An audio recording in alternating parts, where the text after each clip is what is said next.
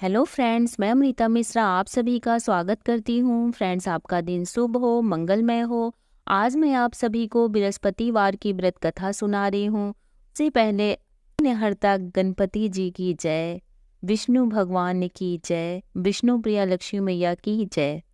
व्रत कथा। प्राचीन समय की बात है। भारत में एक राजा राज्य करता था। वह बड़ा ही प्रतापी तथा दानी था। वह नित्य प्रति मंदिर में भगवत दर्शन करने जाता था। वह ब्राह्मण और गुरु की सेवा किया करता था। उसके द्वार से कोई भी याचक निराश होकर नहीं लौटता था। वह प्रत्येक गुरुवार को व्रत रखता पूजन करता था।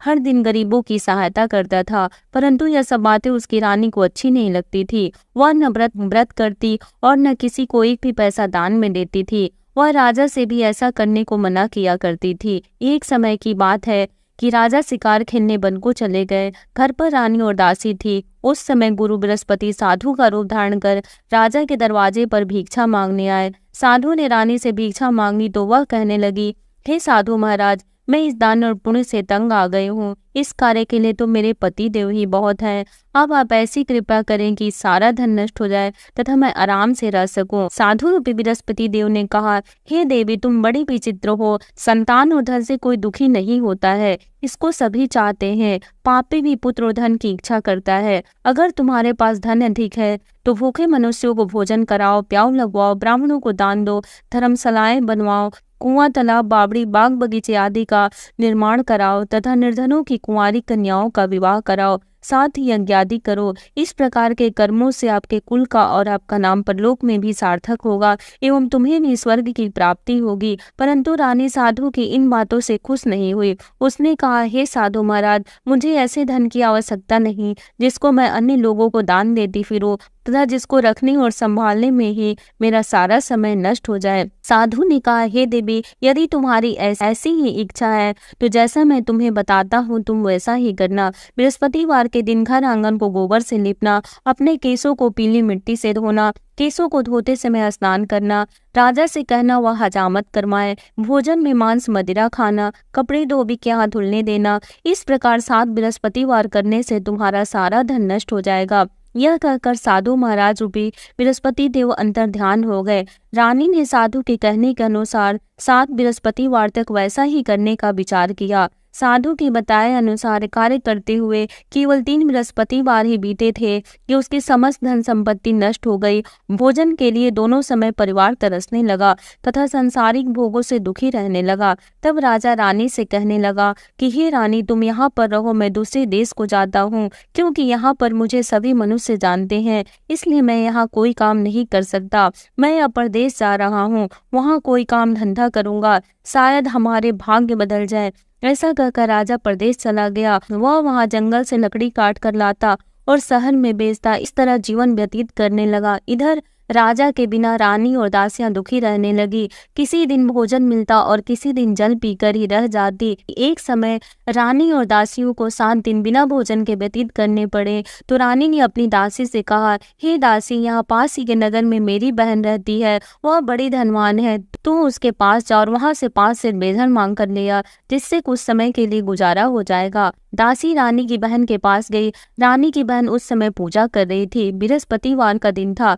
दासी ने रानी की बहन से कहा, हे रानी, मुझे आपकी बहन ने भेजा है, मुझे 5 से बेझर दे दो। दासी ने यह बात अनेक बार कही, परंतु रानी की बहन ने कोई उत्तर नहीं दिया, क्योंकि वह उस समय बृहस्पतिवार की कथा सुन रही थी। जब दासी को रानी की बहन से कोई उत्तर नहीं मिला तो वह बहुत दुखी हुई। उसे क्रोध भी आया। वह लौटकर रानी से बोली, हे रानी, आपकी बहन बहुत ही घमंडी है, वह छोटे लोगों से बात भी नहीं करती। मैंने उससे कहा तो उसने कोई उत्तर नहीं दिया। मैं वापस चली आई। रानी बोली, हे दासी, इसमें उसका कोई दोष नहीं है। जब बुरे दिन आते हैं तब कोई सहारा नहीं देता। अच्छे बुरे का पता विपत्ति में ही लगता है। जो ईश्वर की इच्छा होगी वही होगा। यह सब हमारे भाग्य का दोष है। उधर रानी की बहन ने सोचा कि मेरी बहन की दासी आई थी, परंतु मैं उससे नहीं बोली, इससे वह बहुत दुखी हुई होगी। अतः कथा सुन और विष्णु भगवान का पूजन समाप्त कर वह अपनी बहन के घर आई और कहने लगी, हे बहन, मैं बृहस्पतिवार का व्रत कर रही थी, तुम्हारी दासी हमारे घर गई थी, परंतु जब तक कथा होती है तब तक हम लोग न उठते और न बोलते हैं, इसलिए मैं नहीं बोली। कहो दासी क्यों गई थी? रानी बोली, बहन, हमारे घर अनाज नहीं था, वैसे तुमसे कोई बात छिपी नहीं है, इस कारण मैंने दासी को तुम्हारे पास 5 सिर बेजर लेने के लिए भेजा था। रानी की बहन बोली, बहन देखो, बृहस्पति भगवान सबके मनोकामना पूर्ण करते हैं। देखो शायद तुम्हारे घर में ही अनाज रखा हो। यह सुनकर दासी घर के अंदर गई और वहां उसे एक घड़ा बेजर का भरा मिल गया। उसे बड़ी हैरानी हुई क्योंकि उसने एक एक बर्तन देख लिया था।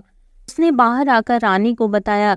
रानी अपनी दासी से कहने लगी, हे रानी देखो, वैसे हमको जब अन्न नहीं मिलता तो हम रोज ही व्रत करते हैं। अगर इनसे व्रत की विधि और कथा पूछ ली जाए तो उसे हम भी कर लिया करेंगे। दासी के कहने पर रानी ने अपनी बहन से बृहस्पतिवार के व्रत के बारे में पूछा। उसकी बहन ने बताया, हे रानी बहन, बृहस्पतिवार को सूर्योदय से पूर्व उठकर स्नान करके बृहस्पतिवार का व्रत करना चाहिए, लेकिन उसे सिर नहीं धोना चाहिए। बृहस्पतिवार के व्रत में चने की दाल और मुनक्को से विष्णु भगवान के केले के वृक्ष की जड़ से भोजन करें तथा दीपक जलावें। उस दिन एक ही समय भोजन करें। भोजन पीले खाद्य पदार्थों का करें कथा सुने। इस प्रकार करने से गुरु भगवान प्रसन्न होते हैं, अन्न पुत्र धन देते हैं। इस तरह व्रत और पूजन की विधि बताकर रानी की बहन अपने घर लौट गई। रानी और दासी दोनों ने निश्चय किया कि वे बृहस्पति देव भगवान का पूजन जरूर करेंगी। 7 दिन बाद जब बृहस्पतिवार आया तो उन्होंने व्रत रखा। घुड़साल में जाकर चना और गुड़ पिलाई तथा उसकी दाल से केले की जड़ में विष्णु भगवान का पूजन किया।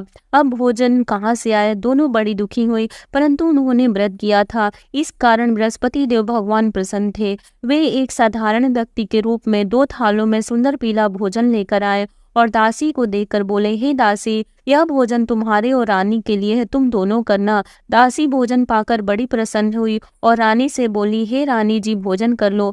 रानी को भोजन आने के बारे में कुछ पता नहीं था, इसलिए वह दासी से बोली, जा तू ही भोजन कर कि तू हमारी व्यर्थ में हंसी उड़ाती है। दासी बोली, एक व्यक्ति अभी भोजन दे गया है।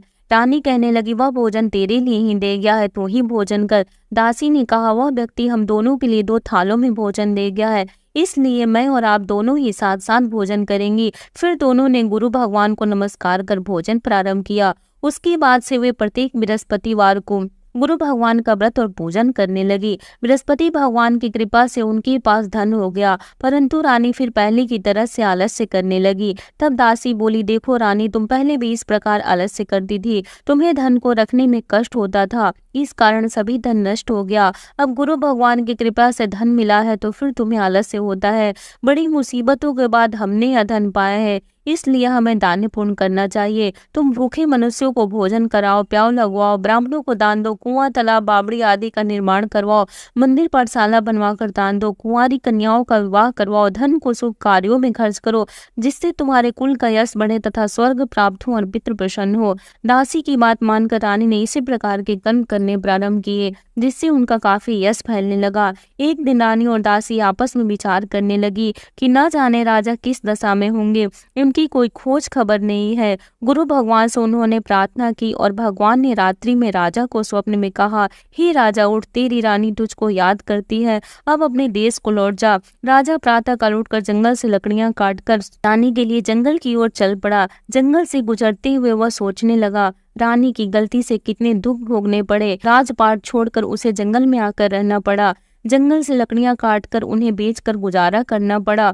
उसी समय उस जंगल में बृहस्पति देव एक साधु का रूप धारण कर आए और राजा के पास आकर बोले, हे लकड़हारे, तुम इस सुनसान जंगल में किस चिंता में बैठे हो, मुझे बतलाओ। यह सुन राजा के नेत्रों में जल भर आया और साधु की पन्ना कर बोला, हे प्रभु, आप सब कुछ जानने वाले हैं। इतना कहकर राजा ने साधु को अपनी संपूर्ण कहानी सुना दी। महात्मा तो स्वभाव से ही दयालु होते हैं। वे राजा से बोले, राजा, तुम्हारी पत्नी ने बृहस्पति देव के प्रति अपराध किया था, जिसके कारण तुम्हारी यह दशा हुई। अब तुम किसी प्रकार की चिंता मत करो, भगवान तुम्हें पहले से अधिक धन देंगे। देखो, तुम्हारी पत्नी ने बृहस्पतिवार का व्रत करना प्रारंभ कर दिया है। अब तुम भी बृहस्पतिवार का व्रत करके चने की दाल, गुड़ और जल को लोटे में डालकर केले के पत्ते से भगवान विष्णु का पूजन करो। फिर कथा कहो या सुनो, भगवान तुम्हारी सब कामनाओं को पूर्ण करेंगे। साधु को प्रसन्न देखकर राजा बोला, हे प्रभु, मुझे लकड़ी बेचकर इतना पैसा नहीं बचता जिससे भोजन करने के उपरांत कुछ बचा सकूं।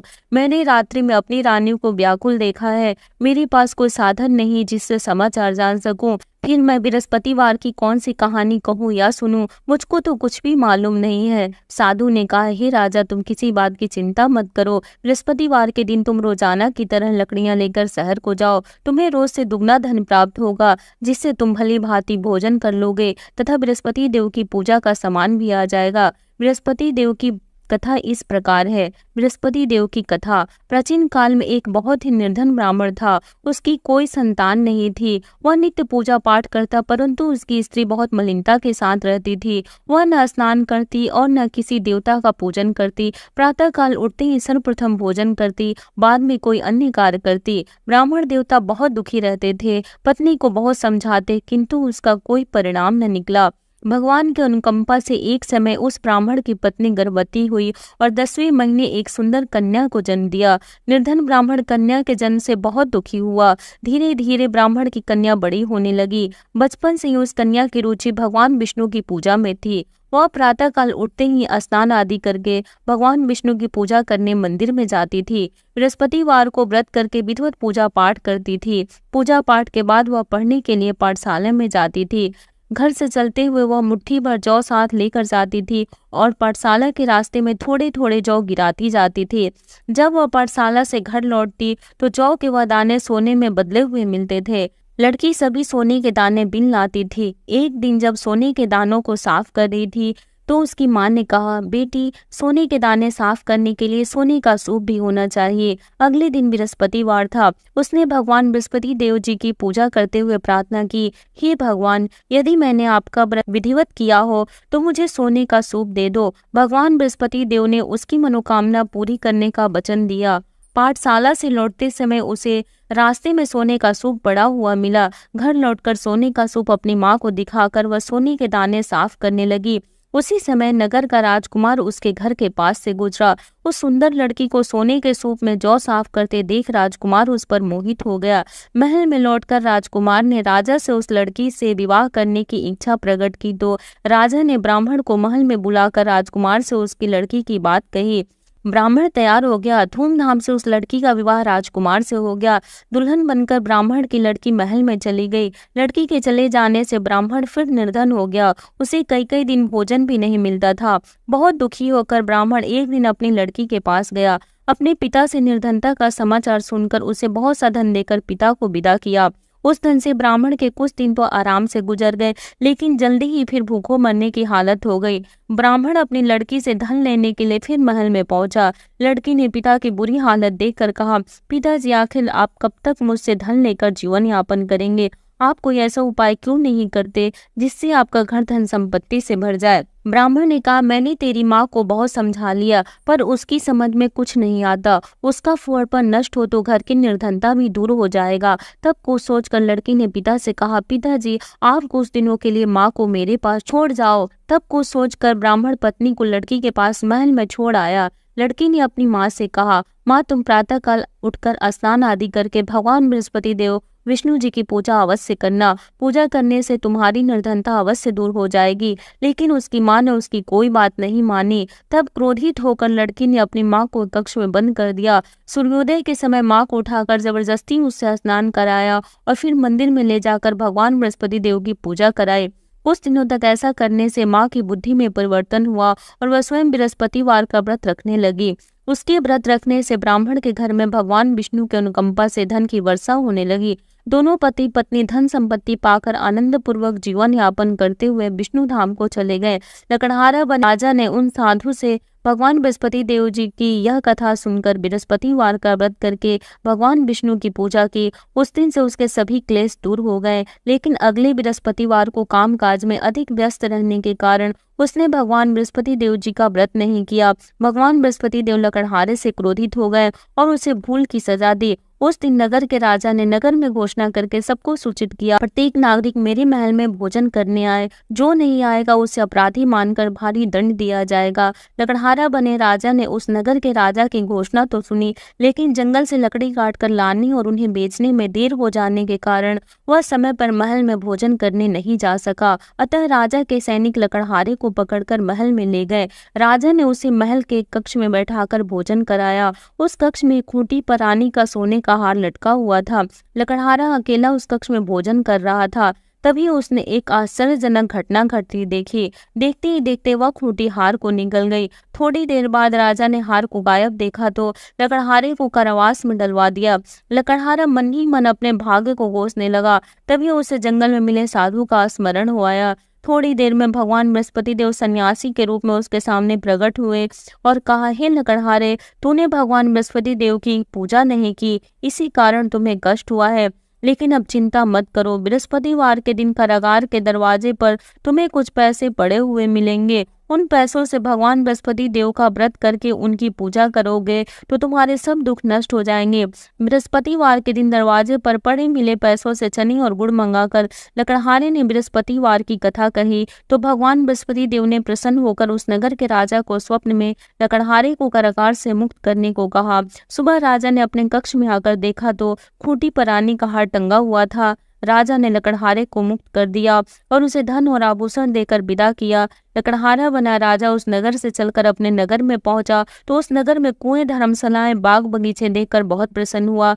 राजा ने किसी से पूछा, ये कुएं, धर्मशालाएं किसने बनवाई हैं? सबने उसे बताया कि यह सब रानी और उसकी दासी ने बनवाए हैं। राजा महल में पहुंचा तो रानी ने उसका भव्य स्वागत किया। तब राजा ने निश्चय किया कि सप्ताह में एक बार तो सभी बृहस्पति देव का व्रत तथा पूजन करते हैं, परंतु मैं प्रतिदिन व्रत किया करूंगा तथा दिन में 3 बार कथा कहा करूंगा।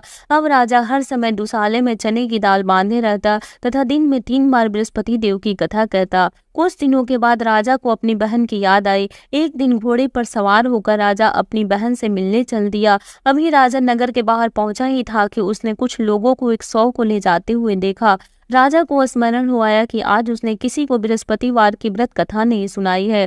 राजा ने उन लोगों को रोककर कहा, भाइयों, अब 100 को ले जाने से पहले मुझसे बृहस्पतिवार की कथा सुन ले। लोगों ने राजा पर क्रोधित होते हुए कहा, तुम पागल तो नहीं हो? लेकिन कुछ बड़े बूढ़े लोगों ने कहा, अच्छा भाई, साथ में चलते चलते तुम अपनी कथा भी सुना लो। राजा ने चलते हुए आधी कथा ही सुनाई थी कि 100 हिलने लगा। राजा की पूरी कथा सुनाते ही 100 उठकर बैठ गया। लोगों ने हैरानी से दांतों तले उंगली दबाई और अगले बृहस्पतिवार से भगवान बृहस्पति देव का व्रत करने व कथा सुनने का निश्चय कर लिया।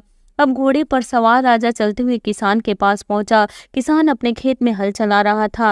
राजा ने कहा, अरे भाई, मुझसे बृहस्पतिवार की कथा सुन लो। किसान झुंझला कर बोला, अरे भाई, देख नहीं रहे, जितनी देर तक तुम्हारी कथा सुनूंगा उतनी देर में तो पूरे खेत में हल चला लूंगा। राजा निराश होकर चलने लगा। तभी किसान के बैल लड़खड़ाकर जमीन पर जा गिरे। किसान के पेट में भी जोरों का दर्द होने लगा।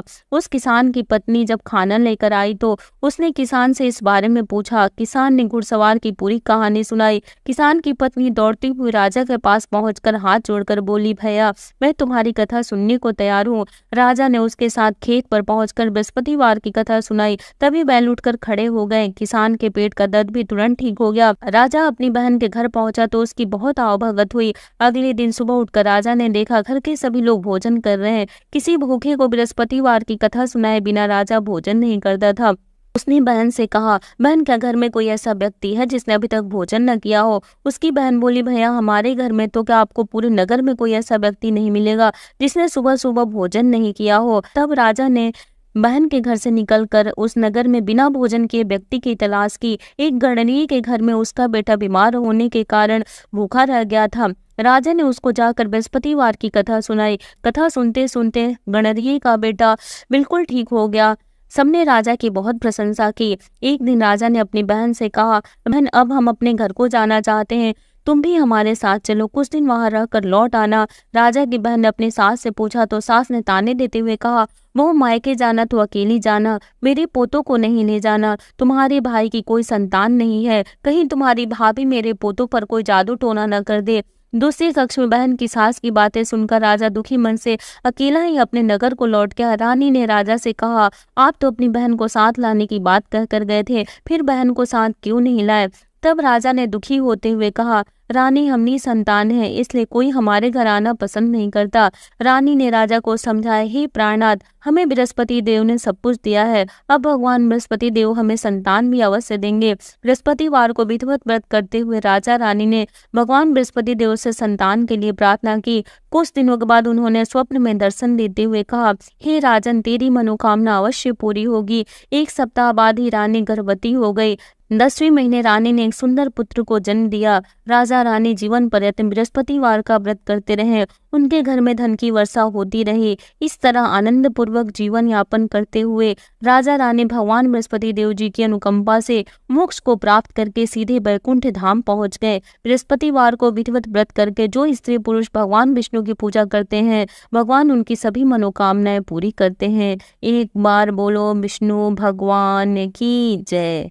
विष्णु प्रिया लक्ष्मी मैया की जय। बृहस्पति देव की आरती। ओम जय बृहस्पति देवा स्वामी जय बृहस्पति देवा, छीने छीने भोग लगाऊं कदली फल मेवा। ओम जय बृहस्पति देवा, तुम पूर्ण परमात्मा तुम अंतर्यामी, जगत पिता जगदीश्वर तुम सबके स्वामी।